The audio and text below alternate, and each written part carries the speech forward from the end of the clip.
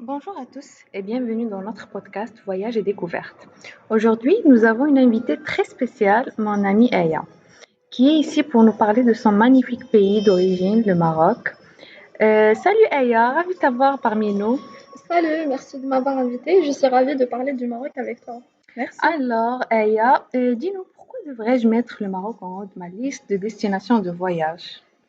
Premièrement, je dirais que le Maroc est un pays de diversité avec une richesse culturelle, des plages magnifiques aussi que tu dois vraiment visiter, des montagnes imposantes, des déserts. Le Maroc il est connu par les déserts, mais je peux dire aussi que chaque ville a son propre caractère unique qui attend d'être exploré, on va dire.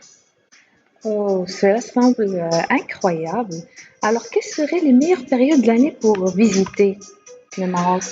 Et Je pense que ça serait le printemps et l'automne sont vraiment idéaux, surtout si tu veux éviter la chaleur de l'été. Les températures sont vraiment agréables et parfaites pour la randonnée ou la visite des villes impériales.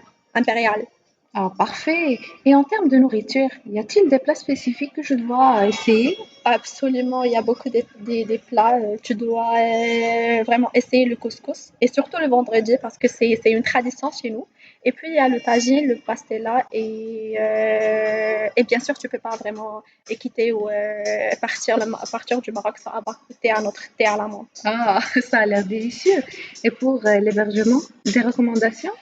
Il y a vraiment beaucoup d'hébergements. Tu peux choisir un Airbnb ou des hôtels, mais si tu veux vraiment goûter à la tradition marocaine, on va dire, il y a des riads au Maroc sont une expérience unique. Ce sont des maisons traditionnelles avec des cours intérieurs qui ont été transformés en hôtel de charme. Il offre une expérience vraiment marocaine, on va dire. Oh, j'adore l'idée de séjour dans un riad. Et quand il des activités?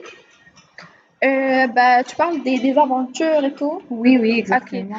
En fait, si tu aimes l'aventure, tu peux faire des trekking dans les montagnes de l'Atlas ou faire une exécution dans le désert et même dormir sous les étoiles. Il y a les villes côtières offrent des surfs et d'autres sports nautiques. Oh, ça sent comme un rêve. Quelle est la chose la plus importante que je devrais savoir avant de venir? La chose que je dois te conseiller ou que je peux te conseiller, c'est vraiment comme embrasser l'inattendu. Le Maroc, il est vraiment plein de surprises. Je te conseille de venir avec un esprit ouvert et prêt pour l'aventure.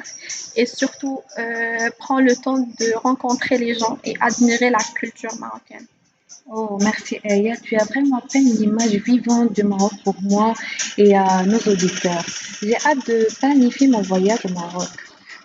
J'en suis sûre que tu vas adorer. Nous pourrions explorer le Maroc ensemble, chose qui est sûre et certaine.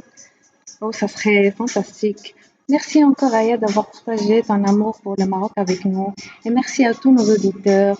Nous espérons que vous avez apprécié ce podcast et que vous êtes maintenant aussi enthousiastes que moi à l'idée de visiter le Maroc. À la prochaine. Merci.